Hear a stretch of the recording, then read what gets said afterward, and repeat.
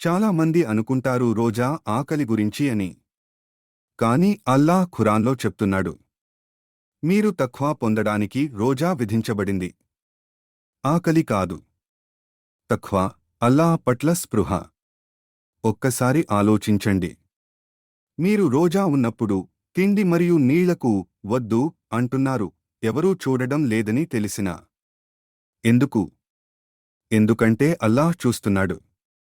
మీరు మీ కోరికలను నియంత్రించుకోవడం నేర్చుకుంటున్నారు.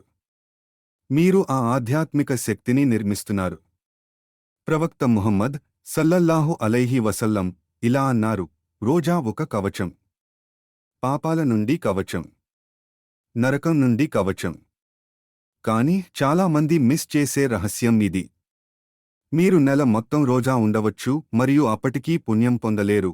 మీరు అబద్ధాలు చెప్తున్నారు, చాడీ చెప్తున్నారు, హరాం చూస్తున్నారు అయితే అల్లాహ్కు మీ ఆకలి అవసరం లేదు. ఆయన మిమ్మల్ని మెరుగుగా చూడాలనుకుంటున్నాడు. కాబట్టి ఈ రమజాన్లో కేవలం ఆకలిగా ఉండటానికి రోజా ఉండకండి. లక్ష్యంతో రోజా ఉండండి. తఖ్వాతో రోజా ఉండండి. మీ నాలుకను కాపాడుకోండి. మీ కళ్లను కాపాడుకోండి. అన్నింటిలో అల్లాహ్ను స్మరించండి.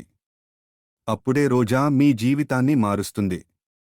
కేవలం మీ రమజాన్ మాత్రమే కాదు, మీ మొత్తం జీవితాన్ని.